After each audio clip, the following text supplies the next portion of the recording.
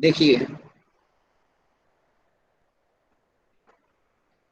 जो research process है, अनुसंधान प्रक्रिया को कंप्लीट करने की ऐसी रूपरेखा, मतलब कि एक हम एक रूपरेखा बना लेते हैं या फिर प्लानिंग कर लेते हैं, कार्य योजना, जिसमें क्या होगा, सुव्यवस्थित यानी कि सिस्टेमेटिकली, सिस्टेमेटिकली होगा वो चीज। और सिस्टेमेटिकली क्यों किया? ताकि हमारा मेहनत भी कम लगे, टाइम भी कम लगे, और पैसा भी बचे। ऐसे ही तो रिसर्च आप लोग करना चाहोगे, ऐसा थोड़ी है कि लाखों रुपए आप रिसर्च में खर्च कर दोगे। वो 10,000 में काम होना था और आपने फालतू में 1 लाख रुपए खर्च कर दिया। वो रिसर्च आपके 2 महीने में हो सकती थी, फालतू में आपने 6 महीने वेस्ट किए। तो यानी कि वो टाइम, वो मेहनत और वो पैसा आपका बचे, उसके लिए एक सिस्टमेटिकली स्टडी की जाती है। उसी को ही रिसर्च डिजाइन कहते हैं। और जो हमारा उद्देश्य है, जैसे कि अभी हमारा अनुलोम विलोम वाला उद्देश्य था, मानसिक रोगों को ठीक करना, उस उद्देश्य को मद्देनजर रखते हुए मैं प्लान करूंगा कि मेरे पेशेंट कैसे होने चाहिए, मानसिक रोग से ग्रसित होने चाहिए, उनकी एज ग्रुप क्या होने चाहिए, वो मेल होंगे, फीमेल होंगे या दोनों होंगे, किस जगह के होंगे, वो हरियाणा के होंगे, पंजाब के होंगे, दिल्ली के होंगे, कहाँ के होंगे वो, अच्छा वो स्कूल में पढ़ने वाले होंगे या घर में बैठने वाले होंगे, यूनिवर्सिटी में पढ़ाने वाले होंगे या फिर वो मजदूरी का काम करने वाले होंगे।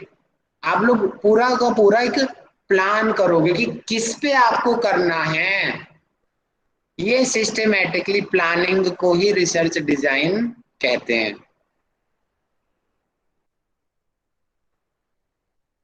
रिसर्च जो वर्क होना है, अनुसंधान कार्य है, उनका आपका क्या टॉपिक है, और उस टॉपिक को कवर करने के लिए कौन कौन से मेन पॉइंट्स हैं, उन चीजों का राइटिंग वर्क होता है, वो रिसर्च डिजाइन है।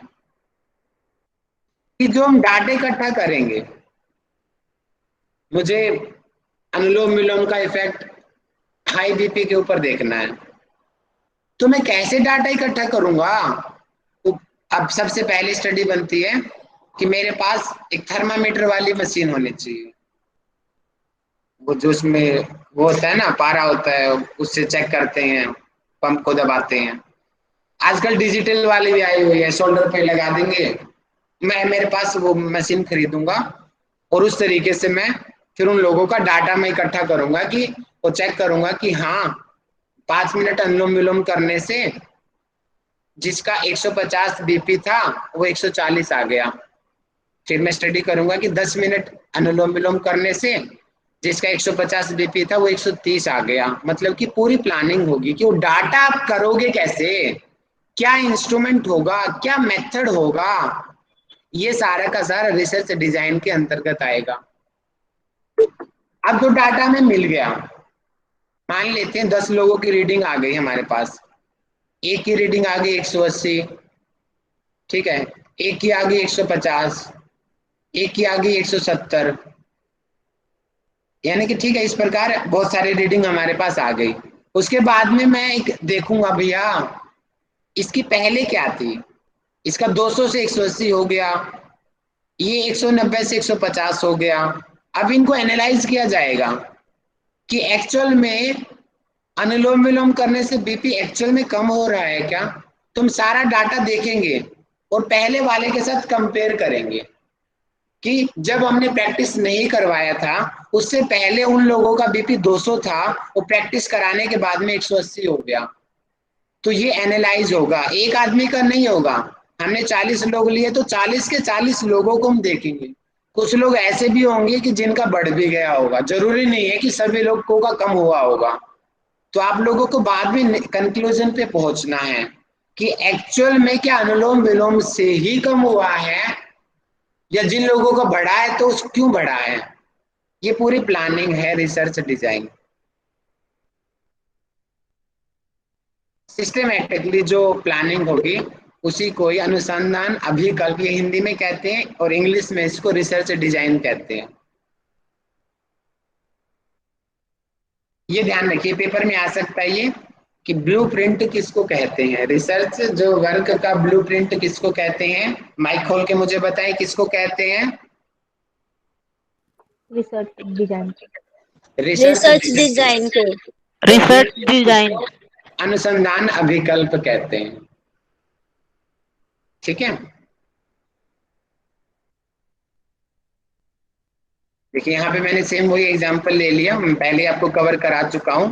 जैसे कि हमें कोई घर बनाना है, घर बनाने के लिए अब क्या होगा, संरचना, अर्थात कि भवन में कितने कमरे में बनाने हैं, कमरों का स्थान क्या होना चाहिए, आपको बालकनी बनानी है, आपका बैकग्राउंड बाल का लुकिंग क्या होनी चाहिए आपकी, कितने टाइम में ये बन जाएगा और कितने पैसे लगेंगे, इट्स एक्स्ट्रा। और भी बहुत सारी चीजें जो अभी डिस्कस भी किया था इससे पहले हमने, बहुत सारी पूरी प्लानिंग होगी सिस्टमेटिकली, वो है सारा का सारा, उसी को ही रिसर्च डिजाइन कहते हैं। मतलब कि ये रिसर्च डिजाइन बाहर नहीं है, हम लोग इनडायरेक्टली इस चीज को यूज करते हैं अपनी लाइफ में।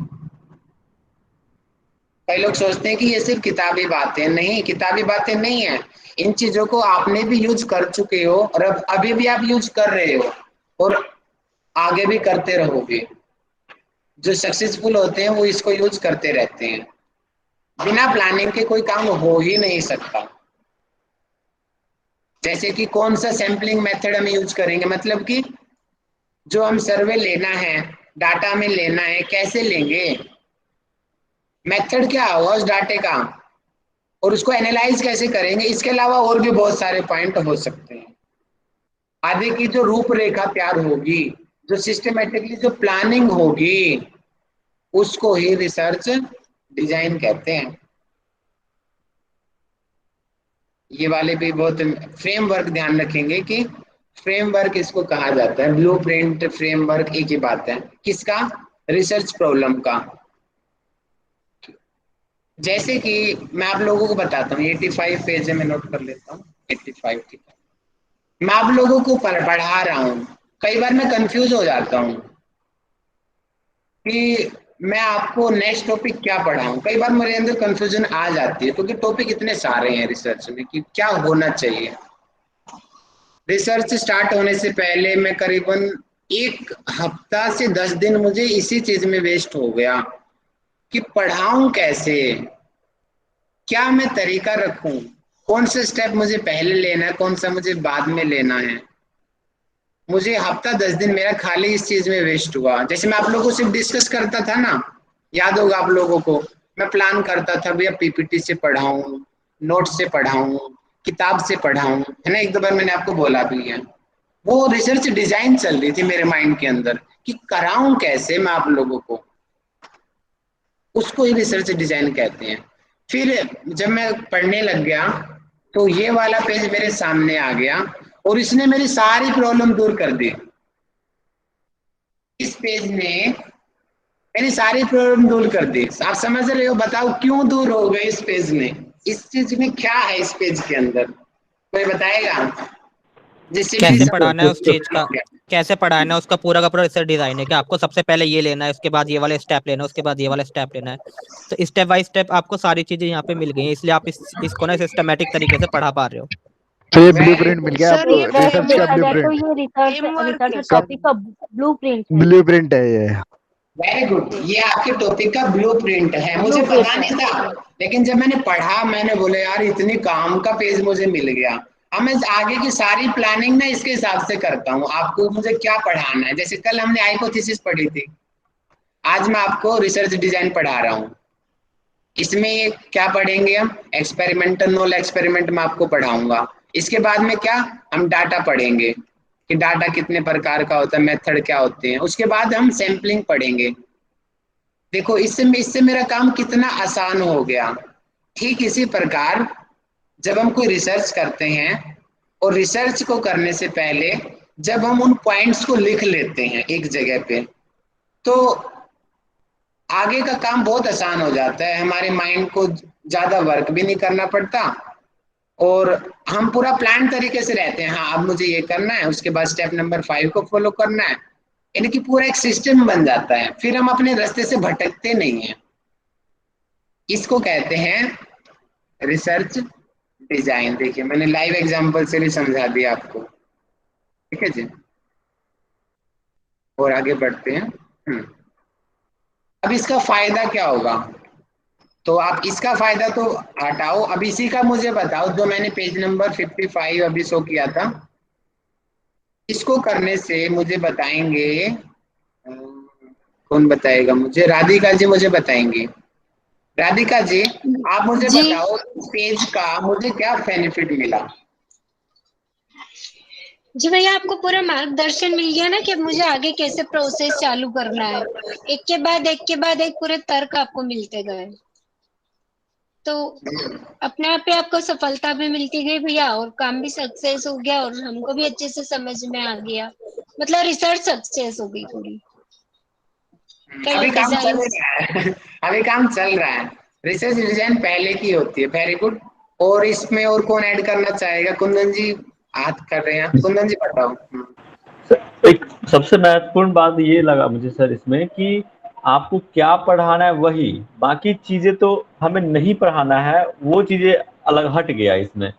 कई फालतू चीजें नहीं है इसमें ऐड करा हमने कि हमें वो नहीं पढ़ाना, वो नहीं पढ़ाना, नहीं तो फिर क्या होगा, टाइम कंज्यूमिंग हो जाता और हमारे वो चीज काम का भी नहीं रहता। अब हमें आपको सिर्फ वही पे फोकस करना है कि हमें जो पढ़ाना है। ऐसे में अगर ये पेज नहीं मिलता तो आपको फिर ये बहुत सारे ऐसे भी चीज इसमें इंक्लूड हो जाते जो हमें सिलेबस में नहीं पढ़ना होता, वो उतनी काम की भी नहीं होती जितना कि हमें जरूरी है। अब हमें एक सेंट्रलाइज्ड रूप में काम कर रहे हैं कि हाँ हम यही टॉपिक को सेंट्रलाइज करके पढ़ रहे हैं, उस चीज पे बाकी चीज को अवॉइड कर दिया हमने। बहुत बढ़िया, बहुत अच्छा बताया। और इसके अलावा ये तो मेन हो गया पढ़ाने का बार, इसके अलावा मेरे सर रिसर्च डिजाइन में और भी पॉइंट्स हैं बहुत सारे, कौन बताएगा उन पॉइंट्स को। सर इसमें सीक्वेंस पता चलेगी कि किस सीक्वेंस से हमको जाना है, पहले क्या करना है, बाद में क्या करना है, कैसे करना है, किसको कितना समय रफली हमको देना है, ये सब पता चलेगा। Very good. ये तो अभी मैंने अपनी क्लास का एग्जांपल दिया। ऐसा ही जब आप रिसर्च में करोगे ना, उस मेथड को वहां भी यूज किया जाता है। उससे आपके जैसे भी नूरा जी घर बना रही थी, तो इन्होंने प्लान किया ना बजट कितना होगा, छोटा घर बनाएंगे, उसके पीछे इनका मकसद क्या था, साफ सफाई कम करनी पड़े।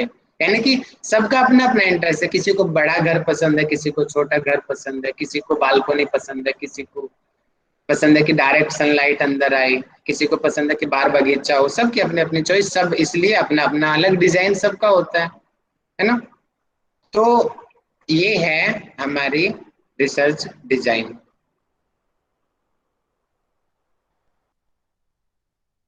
अब इसकी विशेषताएं क्या हैं, इसका फायदा क्या होगा, देखिए आप लोगों ने बता दिया, मैं उन्हीं पॉइंट्स को दोबारा से कवर कर देता हूँ। देखिए दिशा, डायरेक्शन मिल गई, जैसे मुझे पढ़ाने की डायरेक्शन मिली ना आप लोगों को, मुझे किस डायरेक्शन में जाना है। नहीं तो क्या होता ना, मैं पहले मैं आपको कंक्लूजन पढ़ा दिया, पहले मैंने आपको सेमिनार पढ़ा दिए, कॉन्फ्रेंस क्या होती है ये मैंने पढ़ा दिया, आईसीटी पढ़ा दिया रिसर्च की, उल्टा सुल्टा को कभी वेरिएबल पढ़ा दिया, कभी हाइपोथेसिस पढ़ा दी। कई बार होता है ऐसा, बहुत सारे टीचर मैंने देखे हैं जो बिना प्लानिंग के काम करते हैं ना, वो दाएं बाएं से कभी कुछ टॉपिक पढ़ा देंगे, कभी कुछ टॉपिक पढ़ा देंगे। तो वो कितना ही वो टीचर अच्छा पढ़ा दे, लेकिन वो स्टडी भी बेकार होती है, बच्चे कंफ्यूज हो जाते हैं। लेकिन जो चीज प्लानिंग की तरीके से की जाती है, प्लानिंग करके की जाती है, वो कभी बेकार नहीं हो सकती। जैसे आप लोग योगा कराते हो, तो आप लोग पूरा प्लानिंग करोगे कि सामने ये पेशेंट है, इस पेशेंट के लिए मुझे क्या चीज करनी है। जैसे कि आप बच्चे हैं, इस चीज को सबसे ज्यादा बेहतर तरीके से पूजा जी बताएंगे। पूजा जी आप अपने बच्चों के लिए क्या प्लानिंग करते हो, जरा सभी लोगों को बताएं अच्छे से। जी सर, मैं यहाँ पे बताना चाहूंगी, क्योंकि जैसे स्पेशल बच्चे हैं उनमें भी लेवल्स होते हैं उनके, कि वो माइल्ड है, मॉडरेट है, या फिर सीवियर है। माइल्ड मतलब वो जो थोड़ा बहुत हमारे इंस्ट्रक्शन को फॉलो कर सकते हैं, और जो मिडिल होते हैं वो मतलब उनको थोड़ा सा आप सपोर्ट देते हैं तो वो आपका बात अच्छे से सुन के और फिर अच्छे से योगासन परफॉर्म करते हैं। लेकिन जो सीवियर केस में होता है वो लाइक अ व्हील चेयर पे है, आपके इंस्ट्रक्शन को नहीं समझ पा रहे, क्या बोलना क्या चाह रहे हैं, उनका मतलब उनका वो कोरिलेट नहीं कर पाते कि हम क्या समझाना चाह रहे हैं उनको। तो फिर इन तीनों कैटेगरी को ध्यान में रख के फिर हम लोगों को प्लान करना पड़ता है, और अपना लेसन प्लान हम लोग ऐसा तैयार करते हैं कि अगर हमारे पास माइल्ड वाला बच्चा है तो उसको हम ऐसा इंस्ट्रक्शन देंगे और तोड़ तोड़ के देते हैं। हम लंबा चौड़ा इंस्ट्रक्शन नहीं देते हैं कि हम सारी चीजें बता दें। हम उनको फिजिकल प्रॉम्प्ट के थ्रू या फिर हम उनको डेमोन्स्ट्रेट करके दिखाते हैं कि अपना हेड टच करो, अब हेड के ऊपर दोनों हाथों को ऊपर ले जाओ, नमस्ते करो। तो हम छोटे छोटे स्टेप्स को लेके आगे बढ़ते हैं। जब बच्चा उतना भी क्लियर कर लेता है तो हम उनको अब उनके ऊपर डिपेंडेंट छोड़ देते हैं कि अब आप ट्री पोज करके दिखाओ, या फिर हम गार्डन में लेके जाते हैं, ट्री को दिखाते हैं, देखो ट्री कैसे सीधा खड़ा है, बिल्कुल स्ट्रेट खड़ा है, आप भी करके दिखाओ ऐसे। तो वो बच्चे जो होते हैं, पहले तो मैंने उनको छोटा सा इंस्ट्रक्शन दिया कि अपना आपको एक पैर पे खड़ा होना है। फिर मैं गार्डन में ले जाके उनको मैंने दिखाया कि एक्चुअल में हम लोग क्या बन रहे हैं, किस लिए बन रहे हैं। तो वो लोग उसको कॉरिलेट किए, जिससे उनको माइंड में बिल्कुल सेट हो जाता है कि हाँ हमको ट्री बनना ही है, ऐसे ही बनना है हमको। तो ये सारी प्लानिंग के हिस्से होते हैं कि मतलब छोटा छोटा आपको लेके चलना है कि आपका सामने का ग्रुप कैसा है, वो आपको देखना पड़ता है कि वो किस लेवल पे है, तो उसके अकॉर्डिंग हमको प्लानिंग करनी पड़ती है। देखिए लाइव एग्जांपल मैंने आप में से ही किसी का बता दिया। इसी प्रकार जो ये तो बच्चों का एग्जांपल था, आप लोग किसी की बीमारी से रिलेटेड, जैसे कुंदन जी का एक दिन फोन आया था, बीपी है, शुगर है, ऐसे पेशेंट था, नहीं है। अब इन्होंने प्लान किया होगा कि उसको घुटने की भी समस्या है, उसको हार्ट की भी समस्या है, तो मैं उसको क्या कराऊं।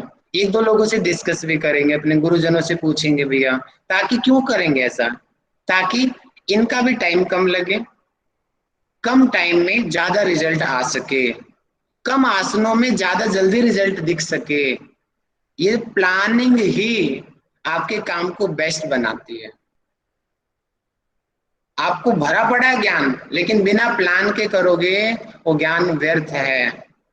एक दिशा देनी पड़ती है हमें, उस काम को दिशा देने के लिए सोचना पड़ता है, और उस सोचने को ही रिसर्च डिजाइन कहते हैं। जब हम ऐसा करते हैं ना, बोलते हैं कि हाँ भैया इसने पूरा, भैया पूजा मैडम ने तो पूरा प्लानिंग से करवाया है, इन्होंने तो लिखा हुआ था कि मैं ऐसे ऐसे कराऊंगी, इसके बाद का स्टेप मेरा ये होगा। अच्छा, मैं 10 दिन बाद पेरेंट्स से मीटिंग भी करूंगी, मैं 1 महीने बाद दोबारा पेरेंट्स से फीडबैक लूंगी। यानी कि बाद में क्या होता है ना, जब हमारे पास हर चीजें होती है तो उसको बोलते हैं कि हाँ इन्होंने पहले से हर चीज को प्लान किया हुआ था, तो ये ज्यादा बेस्ट होगा उसके मुकाबले जिसने बिना प्लानिंग से काम किया। इसकी सहायता से जो हमारे उद्देश्य है, मतलब कि उद्देश्य क्या था हमारा वहां पे, कि अनुलोम विलोम प्राणायाम करने से मानसिक रोग दूर हो जाएंगे, बच्चों की जो मेंटलिटी है वो दूर ठीक हो गया। उद्देश्य तो, पर्पस तो यही था ना हमारा, कि हम ऐसा कुछ कराएं जिससे वो बीमारी ठीक हो जाए हमारी। तो इसलिए ऐसा वो प्लान करेंगे कि जिससे बच्चे ज्यादा जल्दी से जल्दी सीख जाएंगे। मतलब कि बच्चों को सिखाना हमारा उद्देश्य था कि वो क्या प्लानिंग होगी, वो प्लानिंग हम आराम से कर लेंगे अगर हम पहले से ही करके बैठे हैं तो। और सामने साथ ही साथ में प्लान करेंगे तो दिक्कतें आ सकती हैं, हड़बड़ा सकते हैं। कई बार जब मैं बिना तैयारी के आ जाता हूँ तो एग्जाम्पल्स देने में भी बड़ी दिक्कतें आती हैं, पढ़ाने में भी कई बार दिक्कत, ऐसे मैंने नोटिस किया 1-2 बार।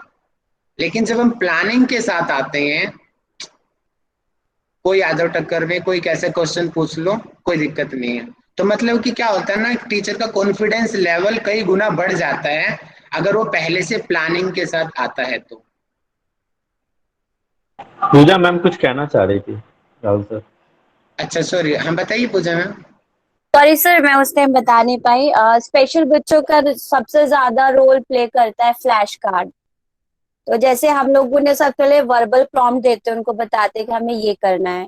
फिर उसके बाद हम नेचर से उनको कनेक्ट करते हैं कि ये हम क्यों करवा रहे हैं। फिर हम उसको आगे नेक्स्ट स्टेप हमारा होता है फ्लैश कार्ड। हम उनको दिखाते हैं कि ये देखो आपने ये चीजें परफॉर्म की है। इसके बाद हमारा जो फाइनल होता है उसमें ये होता है कि हम लोग अपना सीक्वेंस खुद डिजाइन करते हैं, बच्चे वो फ्लैश कार्ड पे निकाल के फिर उस जो हमने सीक्वेंस बनाया फिर वो परफॉर्म करते हैं। तो हमारा लास्ट स्टेप होता है। वेरी गुड, बहुत बढ़िया बहुत बढ़िया। मैंने देखा इनका क्लास बहुत इंटरेस्टिंग जाता है, पूजा मैडम की क्लास। मतलब कि हमें क्या है कि सामने जो लोग हैं हमें उस लेवल का बनना पड़ता है। सामने बच्चे हैं तो हमें बच्चा बनना पड़ेगा। बच्चों को लगना पड़ेगा कि हाँ ये हमारी तरह। जैसे मैंने भी इंटरनेशनल स्कूल में 2-2.5 साल मैंने पढ़ाया बच्चों को, वहाँ पे 6 महीने 1 साल से लेकर के 3 साल तक के बच्चे आते थे और क्या योगा करते थे, आप सोच के देखो। 1 साल से 3 साल के बच्चे और योगा डेमो सेशन इतना जबरदस्त करते थे।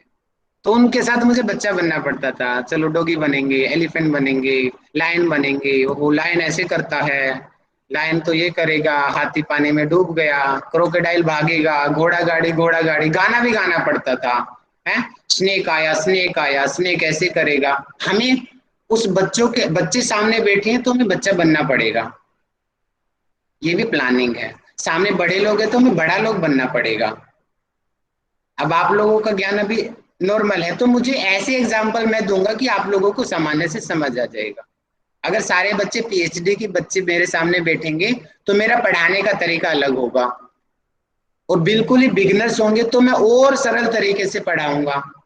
ये भी प्लानिंग है कि मुझे पढ़ाना कैसे है, मुझे योगा कराने कैसे है। सामने डॉक्टर लोग बैठे हैं तो मेरी क्लास के वर्डिंग कुछ और होंगे, सामने गांव वाले लोग योगा कर रहे हैं तो मेरी वर्डिंग कुछ और होंगी।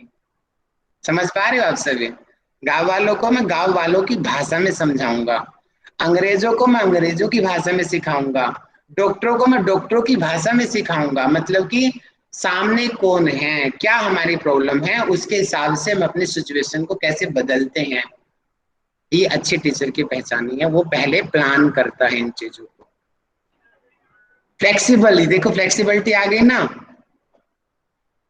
जैसे कि हम नॉर्मल योगा करा रहे हैं लेकिन किसी व्यक्ति का एकदम से बीपी बढ़ गया तो आप तो फिक्स हो नहीं नहीं मैं तो सूर्य नमस्कार ही कराऊंगा, कुछ भी हो जाओ, ऐसा नहीं होता भैया। सामने वाले को बीपी बढ़ रहा है तो आप उसको शवासन करा दो, रुकवा तो जरूरी नहीं है, हमें बंधना नहीं है कि यही करना है ना।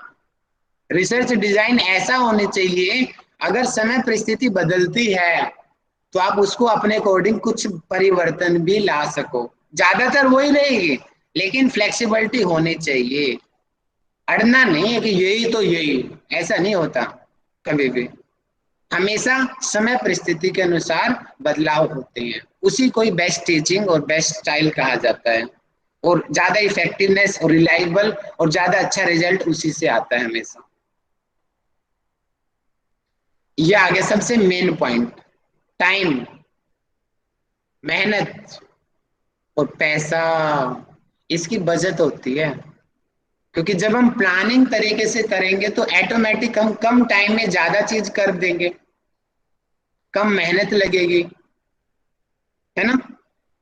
मित व्यय, ये एक बार पेपर में क्वेश्चन में आया हुआ था ऐसा कि मित व्ययता का गुण किस में होता है, तो आंसर सीधा का सीधा था रिसर्च डिजाइन में। इसका मतलब होता है इकोनॉमिकली, मतलब कि मित व्यय की ऐसा कौन सा तरीका है रिसर्च में जिससे पैसे की बचत होती है, रिसर्च डिजाइन से। क्योंकि रिसर्च डिजाइन पे डिपेंड करता है कि आप क्या करोगे, कहाँ करोगे, कौन से इंस्ट्रूमेंट यूज करोगे, वो सारे डिजाइन के अंतर्गत आता है?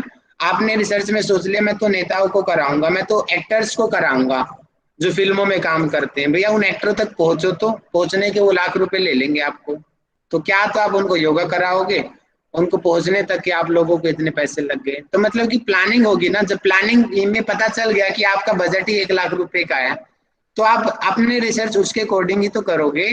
अपने बजट से ऊपर उठ के कैसे कर लोगे आप रिसर्च, नहीं तो बीच में छूट जाएगी फिर वो, है ना।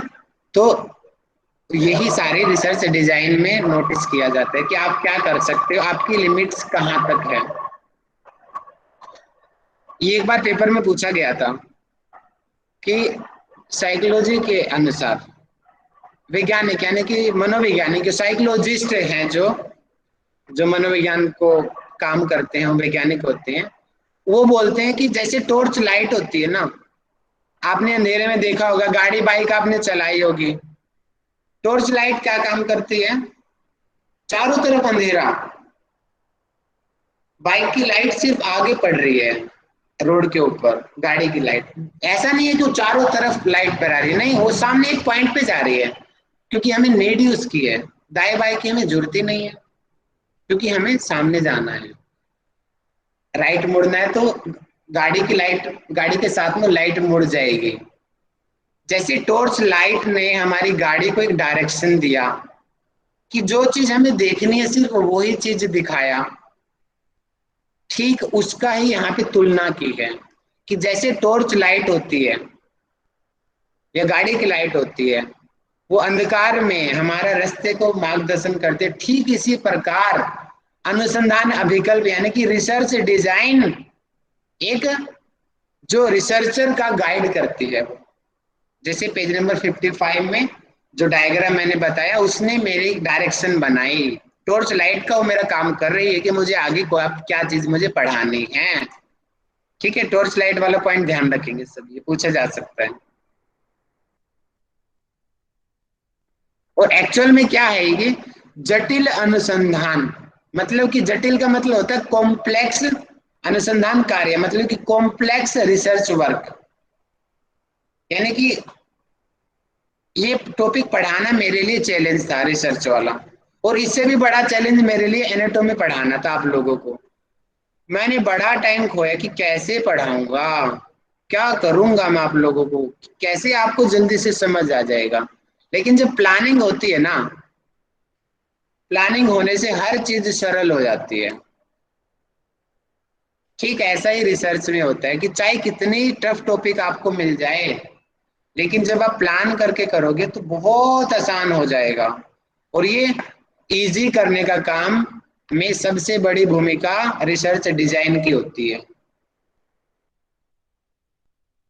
रिसर्च डिजाइन कितने प्रकार की होती है? दो प्रकार की, experimental research design and non experimental research. इसको मैं पढ़ा चुका हूं आपको पहले, इनडायरेक्टली मैंने आपको पहले ही करा दिया, फिर भी मैं बता देता हूं। एक्सपेरिमेंटल का मतलब कि जिसमें हम एक्सपेरिमेंट करें। नॉन एक्सपेरिमेंटल का मतलब जिसमें हम एक्सपेरिमेंट ना करें, उसको कहते हैं।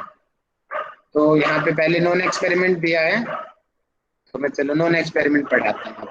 ठीक, नॉन एक्सपेरिमेंटल रिसर्च डिजाइन की अप्रयोगात्मक अनुसंधान, जिसमें प्रयोग नहीं होते हैं। जैसे कि अनुसंधान की वह संरचना जिसका उद्देश्य क्या है, यहाँ पे अज्ञात यानी कि जिनको हम जानते नहीं है, तथ्य यानी कि फैक्ट यानी कि अननोन फैक्ट की खोज करते हुए, रिसर्च प्रॉब्लम यानी कि जो हमारी समस्या थी, समस्या क्या थी हमारी, बीपी ठीक करना है, माइग्रेन ठीक करना है, क्या चीज है आपकी समस्या, उसका हल निकालना। मतलब कि बिना प्रयोग करते हुए उस अज्ञात चीज का ज्ञान जानकारी लेना और उस अज्ञात चीज से आपकी रिसर्च प्रॉब्लम का सॉल्यूशन मिल जाना चाहिए, उसको नॉन एक्सपेरिमेंटल रिसर्च डिजाइन कहते हैं। और संरचना है, ध्यान रखना, संरचना यानी कि फ्रेमवर्क, क्योंकि यहाँ पे अभी सोचा जा रहा है, अभी अप्लाई नहीं किया गया, अभी सिर्फ प्लानिंग चल रही है कि रिसर्च में होना क्या है, only planning. Non experimental research design दो प्रकार की होती है, exploratory research design and descriptive research design. ये भी मैंने आपको पढ़ा चुका हूं मैं। डिस्क्रिप्टिव यानी कि डिस्क्रिप्शन देना कि कब कैसे कहाँ। एक्सप्लोरेटरी मतलब कि किसी खोजपूर्ण उसके लिए हम यूज करते हैं कि किसी चीज के बारे में गहन अध्ययन, देखिए, और उसके बारे में नई जानकारी को प्राप्त करना, खोज करते हुए नई जानकारी को प्राप्त करना, इसको एक्सप्लोरेटरी रिसर्च डिजाइन कहते हैं। और डिस्क्रिप्टिव यानी कि डिस्क्रिप्शन देना, बताना। मैं कल 5 स्टार होटल में गया, अब मैंने वहां पे क्या क्या देखा कि कैसे गार्ड थे, कैसे वहां का खाना रखा हुआ था, कैसे वहां पे डांस होता था, कैसे वहां पे क्लब था, कैसे वहां की टेबल थी। मैंने डिस्क्रिप्शन दिया, अपने दोस्त को बताया कि ये हुआ वहां पे, मैंने ऐसे ऐसे देखा। मतलब कि क्या क्या है उसके बारे में पूरी तरीके से अच्छे से बता देना, डिस्क्राइब कर देना, वर्णन कर देना। हिंदी में इसको वर्णनात्मक भी कहते हैं। एक्सपेरिमेंटल, एक्सपेरिमेंटल में मैं आपको पिक्चर से समझाऊंगा ये, और ये पिक्चर मैंने पुराने जानबूझ के लिए है। याद आया सभी लोगों को? और सबसे ज्यादा डाउट पूजा जी ने किया था यहाँ पे। चलो मैं उन्हीं से क्वेश्चन पूछता हूँ। पूजा जी समझाइए इस पिक्चर को आप मुझे। जी सर, आपने बताया था, मेरा डाउट इसमें था ना, एक्सपेरिमेंटल ग्रुप। एक्सपेरिमेंटल ग्रुप वो होता है जिसमें हम कुछ भी ऐड ऑन करते हैं, और जो हमारा कंट्रोल ग्रुप होता है उसमें हम कुछ भी नहीं करते हैं, वो फ्री रहता है। वो उसको नाम तो हमने दे दिया कंट्रोल का, बट एक्चुअल में हम उसको कंट्रोल नहीं कर रहे होते हैं। जो भी हमारा ऐड ऑन करना होता है, डिडक्शन करना होता है, वो हमारा एक्सपेरिमेंटल ग्रुप के अंतर्गत ही आता है। वेरी गुड, बहुत अच्छा बताया आपने कि जो हमारा एक्सपेरिमेंटल रिसर्च होनी है, जो डिजाइन होनी है, उसमें ये चीज ध्यान रखना कि दो ग्रुप बनाए जाते हैं हमेशा। आप लोग भी जो फ्यूचर में जब कभी एक्सपेरिमेंटल रिसर्च करोगे तो ऐसा नहीं है कि आपको 20 लोगों का रिजल्ट दिखाना है तो खाली 20 ही पेशेंट ढूंढोगे, नहीं, आप 40 पेशेंट ढूंढोगे सेम प्रॉब्लम के।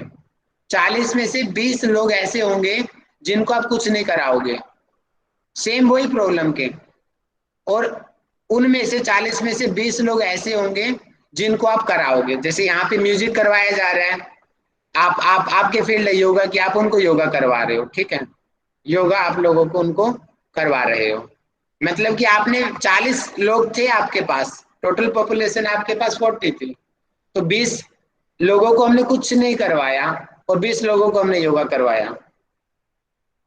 मतलब कि ये लोग आराम से जो अपना नॉर्मल काम कर रहे हैं वो करेंगे, लेकिन ये अपना नॉर्मल काम के साथ में योगा भी कर रहे हैं।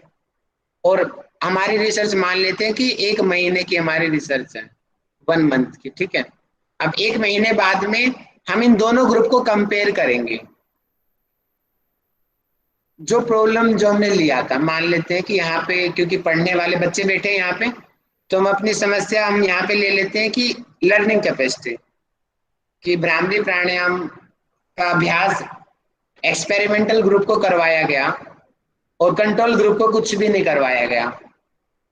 मतलब कि फिर 1 महीने बाद देखा गया कि एक्सपेरिमेंटल ग्रुप के जो बच्चे हैं उन लोगों की याददाश्त शक्ति में क्या परिवर्तन आया है और कंट्रोल ग्रुप में क्या परिवर्तन आया है। फिर दोनों को कंपेयर करेंगे कि इन दोनों ग्रुप में से किसकी मेमोरी पावर ज्यादा बेहतर हुई है पहले से। तो बाद में जैसे कि हमने रिजल्ट में पाया कि ग्रुप बी है, जो एक्सपेरिमेंटल ग्रुप जिसने भ्रामरी प्राणायाम किया था, उनकी याददाश्त शक्ति कंट्रोल्ड ग्रुप के मुकाबले बेहतर है। तो और वो पूरे के पूरे जो भी रिजल्ट, जो डाटा इकट्ठा किया जाएगा, वो साइंटिफिकली चीजों से किया जाएगा, उसको हम कहते हैं, ये होता है एक्सपेरिमेंटल रिसर्च। मेन आपको ध्यान रखनी है कि एक्सपेरिमेंटल रिसर्च में 2 ग्रुप बनाए जाते हैं, ये रहा, experimental group and controlled group. और इसका मतलब ही लैब है, लेबोरेटरी है, मतलब कि प्रयोगशाला में होने वाला है, या मतलब कि ऐसी जगह पे होने वाला है जहाँ पे टेस्टिंग अच्छे से हो सके। एक्सपेरिमेंटल ग्रुप यानी कि जिस ग्रुप का प्रयोग विधियों का लगाए, जैसे कि जिसको हमने योगा करवाया तो वो एक्सपेरिमेंटल ग्रुप है, जिनको हमने कुछ भी नहीं करवाया, सामान्य परिस्थिति में रखा, तो वो कंट्रोल ग्रुप है, सिंपल। एक्सपेरिमेंटल रिसर्च डिजाइन के 2 प्रकार हैं। जैसे नॉन एक्सपेरिमेंटल के 2 प्रकार थे ना वहां पे, एक्सप्लोरेटरी एंड डिस्क्रिप्टिव, और यहाँ पे 2 प्रकार दिए, और अलग अलग पुस्तकों में अलग अलग है। मैं पहले ही कह रहा हूँ आपको, ये मैं डॉक्टर सत्यपाल जी की जो पुस्तक है उसके अकॉर्डिंग मैंने बताया, और ज्यादातर इनके अच्छे ही होते हैं, इसलिए मैंने इस बुक का पीडीएफ भी आप लोगों को भेज दिया है मैंने। एक्सपेरिमेंटल रिसर्च डिजाइन के 2 प्रकार हैं, रैंडम रिसर्च डिजाइन। रैंडम का मतलब कि रैंडमली किसी को भी उठा लेना, जैसे कि क्लास में 50 बच्चे बैठे हैं, रैंडमली मैंने बोला कि roll number 15, roll number 40, roll number 37 आओ सामने, तो रैंडमली किसी को भी उठा दिया, लॉटरी मेथड का यूज कर लिया, यानी कि रैंडमली कुछ भी प्लान कर लेना। फैक्टोरियल मतलब कि डिवाइड करके, इसमें ज्यादा टाइम लगता है और ज्यादा रिलायबल फैक्टोरियल होती है हमेशा। अभी मैं आपको एक एक करके पढ़ाता हूँ। मतलब कि एक्सपेरिमेंटल रिसर्च डिजाइन 2 प्रकार की होती है। पहला प्रकार है रैंडम रिसर्च डिजाइन, दूसरा प्रकार है factorial research design. Random research design क्या होता है कि यहाँ पे क्या किया, अनुसंधान अभिकल्प यानी कि रिसर्च जो डिजाइन में प्रयोजक यानी कि जिनको हमें करना है, जो हमारे लोग हैं, को दो भागों में यानी कि टोटल पॉपुलेशन को दो भागों में हमने डिवाइड कर दिया रैंडमली। ध्यान दीजिए यहाँ पे रैंडमली, जैसे कि अभी आप लोग हो, आपको मेरी स्क्रीन दिख रही है, मैंने कहा ऊपर की 3 रो जिसमें कुंदन जी, पुष्पा जी, मुनिंदर जी आपको दिखाई दे रहे हैं, 3 रो एक तरफ हो जाओ और नीचे की 3 रो एक तरफ हो जाओ। एकदम से मैंने रैंडमली उठा दिया, या रैंडमली मैंने बोल दिया कि अल्फाबेटिकली जिन लोगों का नाम ए से लेकर के के तक आता है उनका एक ग्रुप बन जाएगा, और के के बाद में जेड तक जिन लोगों का नाम आता है वो एक तरफ बन जाएगा। रैंडमली, मैंने कुछ भी नहीं किया, मैं रैंडमली मैंने आप लोगों को बांट दिया। ये होता है रैंडमली, लॉटरी की तरह, कुछ भी ए बी सी डी, किसी पे भी उंगली पड़ गई, भैया आपका ये ग्रुप है, आपका ये ग्रुप है। ये होता है रैंडमली सिलेक्शन करना। सैम्पलिंग में मैं और अच्छे से पढ़ाऊंगा आपको ये टॉपिक, अभी आप सिंपल इसको पढ़िए। रैंडमली मतलब कि किसी का भी नंबर आ सकता है। और 2 भागों में डिवाइड कर लिया, और हमने बताया था 2 ग्रुप होंगे, एक कंट्रोल ग्रुप होगा और एक एक्सपेरिमेंटल ग्रुप होगा। अब जल्दी से मुझे माइक खोल के बताएंगे कि हमें जो चीज करवानी है वो कौन से ग्रुप में करवाएंगे। एक्सपेरिमेंटल। एक्सपेरिमेंटल। बहुत बढ़िया। और कंट्रोल ग्रुप को क्या करेंगे हम? ऐसे ही छोड़ दिया जाएगा उसको, ऐसे ही छोड़ देंगे। वो बस करेंगे, ऐसे ही छोड़ देंगे और ध्यान रखेंगे कि वो गलती से ध्यान भी वो रखेंगे, चीज ना ऑब्जर्व करें। उनको करेंगे।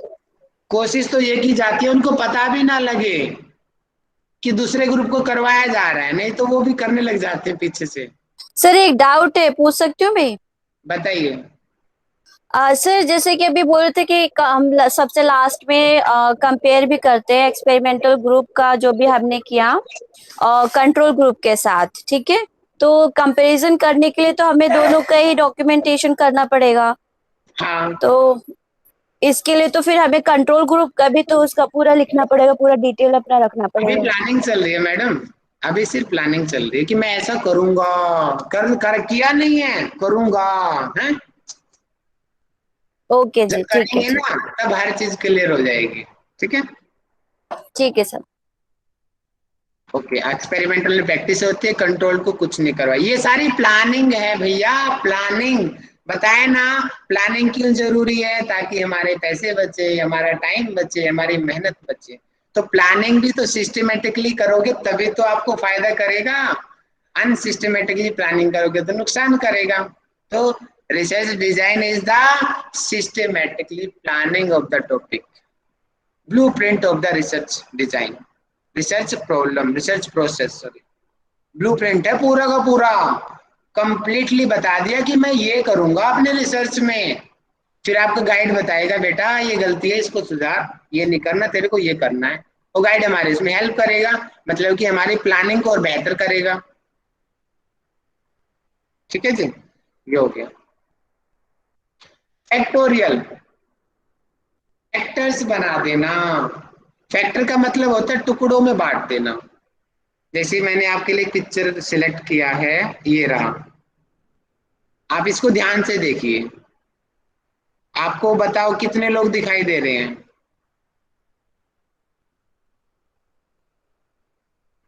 अनुमानित आधार पे जल्दी से बोल दो, तुक्का मारो। 30 अप्रोक्स 35 सर। ठीक है, 35 अप्रोक्स मान लेते हैं, अप्रोक्स 30 लोग हैं। ठीक है, 35।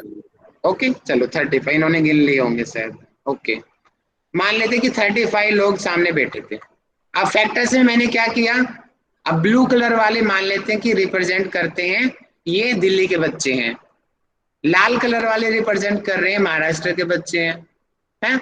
ये वाले हरियाणा के बच्चे हैं। ग्रीन वाले ये हमारे बिहार के बच्चे हैं। येलो वाले छत्तीसगढ़ के बच्चे हैं। इससे पहले ये सारे एक थे, समझिए आप, एक लाइन में खड़े हुए थे। कुंदन जी आए एकदम से, आके डाटा कि सारे बच्चे अपने अपने एरिया के हिसाब से खड़े हो जाओ। तो हरियाणा वाले अपनी जगह पे, महाराष्ट्र वाले अपनी जगह पे, यूपी वाले अपनी जगह पे पहुंच गए, फैक्टर्स डिवाइड हो गए। अब हमारे लिए आसान हो गया। देखो, देखना, जब ये सारे मिले हुए थे तो हम खुद कंफ्यूज थे, लेकिन जब सभी लोग बच्चे अलग अलग खड़े हो गए तो रिसर्चर के लिए भी आसान हो जाएगा ना वो रिसर्च करना। तो फैक्टोरियल में वही किया जाता है, डिवाइड कर देना। मिक्स जहाँ पे हो रखे थे उनको बांट दिया। यहाँ पे तो मैंने खाली आपको एग्जाम्पल दिया है एरिया का, लेकिन इसी तरीके से हम एज ग्रुप को भी बांटते हैं, मेल फीमेल को भी बांटते हैं, आर्थिक स्थिति के हिसाब से भी बांटते हैं, सोशल में रिस्पेक्ट के हिसाब से बांटते हैं, एजुकेशन के हिसाब भी पे बांटते हैं लोगों को। क्लियर होगा सभी को? एज ग्रुप में भी प्रॉब्लम के हिसाब से बांटते हैं कि ये वाले बीपी वाले लोग हैं, ये वाले बैक पेन वाले लोग हैं, येलो वाले साइटिका वाले प्रॉब्लम है, ये वाले सर्वाइकल की प्रॉब्लम है। यानी कि किसी भी तरीके से बांटना, उस ग्रुप को हमने बांट दिया। ये बांटने का काम ये फैक्टोरियल के अंतर्गत आएगा। ध्यान रखना कि जहां पे फैक्टोरियल शब्द आ जाए वहां पे समझ जाना कि कुछ न कुछ डिवाइडेशन की बात होगी।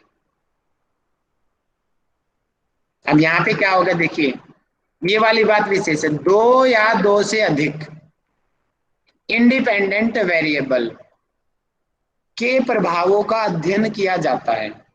अब मैं वापस पुरानी पिक्चर लगाता हूं आपको, ये वाली, ठीक है। यहाँ पे हमारा जल्दी बताइए इंडिपेंडेंट वेरिएबल क्या था? ये पीछे जो म्यूजिक वाले लोग हैं ये इंडिपेंडेंट वेरिएबल है। ठीक है, मैंने एग्जांपल चाहिए, म्यूजिक वाले भी बिल्कुल सही है आपका। योगा मैंने आपको पहले बताया था, ठीक है, कि सिंपल योगा ब्राह्मणी प्राणायाम का बताया था ना, सिंपल मैंने। अब उसके अलावा म्यूजिक को भी ऐड कर दिया, उसके अलावा मैंने सूर्य नमस्कार को भी ऐड कर दिया, या मैंने डांस को भी ऐड कर दिया। उससे भी बड़े फायदे होते हैं, मन खुश रहता है। तो अब मेरे डिवाइडेशन दिमाग बढ़ गया मेरा, यानी कि अब रिसर्चर का काम बढ़ गया कि ये बच्चे तो डांस करते हैं, ये बच्चे योगा करते हैं, ये बच्चे सिंगिंग करते हैं, ये एरोबिक्स करते हैं, और ये स्पोर्ट्स में रहते हैं। फैक्टर्स में डिवाइड कर देना अपनी अपनी पसंद के अनुसार या इंटरेस्ट के अनुसार, वो रिसर्चर का काम है, वो कैसे डिवाइड करेगा। अब वो डिवाइड करेगा तो उसकी सिरदर्दी भी तो बढ़ेगी ना, क्योंकि इंडिपेंडेंट वेरिएबल जितने ज्यादा होंगे रिसर्चर को उतना ज्यादा काम करना पड़ेगा, उतनी ज्यादा मेहनत, उतने ज्यादा पैसे भी उसको लगेंगे। लेकिन सबसे ज्यादा अच्छा रिजल्ट भी इसी में आएगा, क्योंकि इसने डिवाइड करके बनाया है। इसी में मैं आपको बता देता हूँ, चलो मैं यहीं पे डायग्राम बनाता हूँ। ये मैंने 3 बॉक्स बना दिए, ठीक है।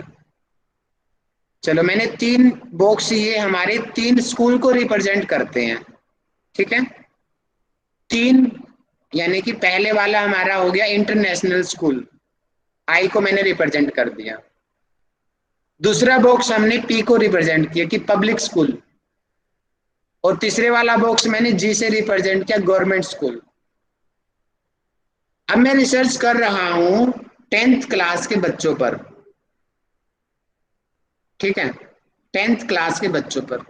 अब मेरी तरह कोई आलसी होगा तो बोलेगा भैया मुझे तो जो भी स्कूल मुझे इजीली मिल जाएगा मैं तो उस पर जाके रिसर्च करूंगा, 10वीं क्लास के बच्चे ले लूंगा, और जो रिजल्ट आएगा उसको बोल दूंगा कि मैंने 10वीं क्लास के बच्चों पे रिजल्ट किया, योगा कराई और उसमें ये रिजल्ट आया, है ना। सिंपल सा, टाइम बचाने वाला, वो किसी को भी एक को भी उठा लेगा। अब कुंदन जी जैसा कोई रिसर्चर है, बड़ा समझदार है, वो क्या बोलेगा, नहीं मैं इंटरनेशनल स्कूल के बच्चों को भी योगा कराऊंगा, मैं पब्लिक स्कूल के बच्चों को भी योगा कराऊंगा, मैं गवर्नमेंट स्कूल के बच्चों को भी कराऊंगा। उसके बाद में इन तीनों का जो रिजल्ट आएगा उसको फिर मैं एनालाइज करूंगा, फिर मेरे माइंड में ये क्लियर हो जाएगा कि योगा तो मैंने कराया, उस योगा का इफेक्ट इंटरनेशनल वाले बच्चों पे कितना पड़ा, पब्लिक स्कूल वालों पे कितना पड़ा, और गवर्नमेंट वालों पे कितना पड़ा। या मैंने एडवांस आसन करवाए, गवर्नमेंट वाले बच्चे तो एडवांस आसन जल्दी कर गए, और इंटरनेशनल वाले मोटे मोटे बच्चे होते हैं वो कम कर गए, पब्लिक स्कूल वाले बीच के होते हैं, मीडियम के। यानी कि एक रिजल्ट आएगा ना, आप लोगों ने प्रैक्टिस तो तीनों को बराबर कराया, लेकिन तीनों के बच्चे अलग अलग रिजल्ट आया। अब मुझे इस मीनाक्षी जी बताएंगी इसका फायदा क्या हुआ बताइए मुझे। 3 ग्रुप में कुंदन जी समझदार रहे या मैं समझदार रहा यहाँ पे? मुझे समझ नहीं। ओ तेरे। भावना चौधरी जी बताइए। हाँ जी, एक बार क्वेश्चन रिपीट कर दो बस। क्वेश्चन मेरा ये है कि राहुल ने तो भैया आलसी आदमी राहुल, तो उन्होंने तो जो स्कूल मिल गया उसी पे रिसर्च कर दिया, 10वीं क्लास के बच्चे पकड़े और कर दिया और ये रिजल्ट आया। और कुंदन जी थे, वो बोले नहीं मैंने इंटरनेशनल स्कूल भी लूंगा, मैं पब्लिक भी कराऊंगा, मैं गवर्नमेंट भी कराऊंगा। अब यहाँ पे राहुल समझदार है या कुंदन जी समझदार है? यहाँ पे जो रिजल्ट होगा, जो कुंदन जी का ज्यादा बेटर होगा, वो ज्यादा इफेक्टिव होगा, क्योंकि उन्होंने 3 तरह के ग्रुप लिए हैं। और जो रिसर्च होती है वो ज्यादा इफेक्टिव तब होती है, मतलब जैसे 3 तरह के ग्रुप है उनके, तो उनके ज्यादा इफेक्टिव रहेगा वो। थोड़ा और वर्ड आप दे नहीं पा रहे, मुझे लग रहा है आप हाँ, समझ तो रहे हो, वर्ड अचानक नहीं दे पा रहे। समझ तो आ रहा है इजिली, उसमें कौन कोई दे टेंशन पाएगा वर्ड? कम ऑन, कौन सर बोलेगा ज्यादा word? बोलिए, मैं बोलूं? बोलो बोलो बोलो। सर जैसे आपने एक ही स्कूल को लिया, ठीक है, तो आप एक ही स्कूल का पूरा डिटेल बता सकते हो, उसका अपना एक्सपीरियंस शेयर कर सकते हैं। बट कुंदन जी ने 3 ग्रुप को लिया हुआ है, 3 अलग अलग लेवल का है वो स्कूल, तो इसमें क्या होगा, विश्वसनीयता ज्यादा है और इसका रिजल्ट ज्यादा ऑथेंटिक माना जाएगा, क्योंकि इन्होंने 3 लेवल पे जाके काम किया, जो कि आपने सिर्फ एक ही लेवल पे काम किया था। तो वेरी कुंदन जी के पास 3 तरह के डिफरेंट एक्सपीरियंस को लेके फिर उसका उन्होंने समराइज किया, और ये फ्रीडम आपको नहीं मिलेगा। वेरी और गुड। इसको अब और हाँ और मोहित जी इसको हम आप लोग इसको अगर बोलो हम ले भाई। सकते हैं तो वो आपने पढ़ाया था ना, क्रॉस सेक्शनल एक्सपेरिमेंट पढ़ाया था वो, तो उसका ना यहाँ पे बिल्कुल सही एग्जांपल यहाँ पे ये चीज बैठती है, तो हम वहां से उसको देख सकते हैं यहाँ पे। और ये रिसर्च डिजाइन जो है ना, ये उससे रिलेट करके पूरी बन जाती है।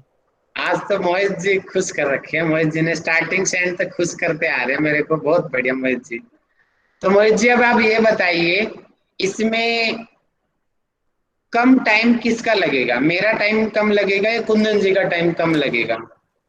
इसमें देखा जाए तो कम टाइम आपका लगेगा, क्योंकि आपने सिर्फ एक ही ग्रुप पे किया है और आपने उसे जल्दी से कर लेंगे। लेकिन इसमें नहीं, इसमें टाइम तो बराबर लगेगा, क्योंकि हम तीनों को साथ लेके चल रहे हैं ना। इसमें जैसा क्रॉस सेक्शन होता है उसमें सबको साथ लेके ही चलते हैं, तो टाइम उसमें दोनों का बराबर ही लगेगा आपका, क्योंकि आप भी 1 महीने पे करोगे और ये भी तीनों पे करेंगे तो 1 महीने पे ही टाइम करेंगे। का तो बता दिया, पैसे का बताओ और सिरदर्दी पैसे बताओ।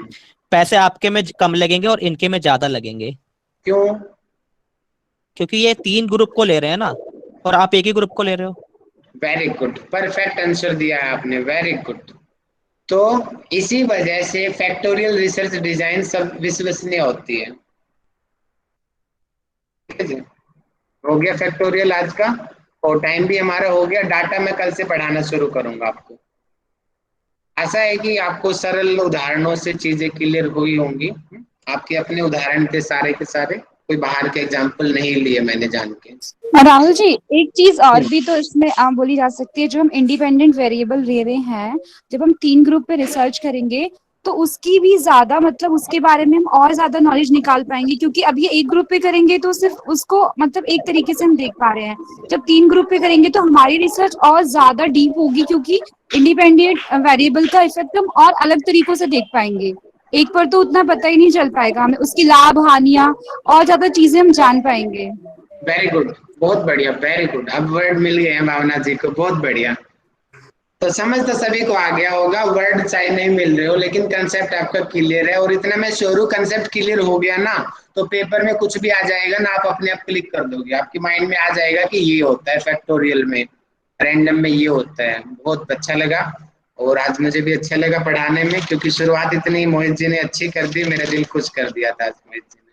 शुरुआत जब अच्छी होती है ना तो पूरी क्लास अच्छी अपने आप ही हो जाती है। और कल की क्लास शुरुआत ही बेकार हो गई, और उसके बाद में मुझे भी मजा भी नहीं आया था क्लास के एंड तक। और अब आप लोग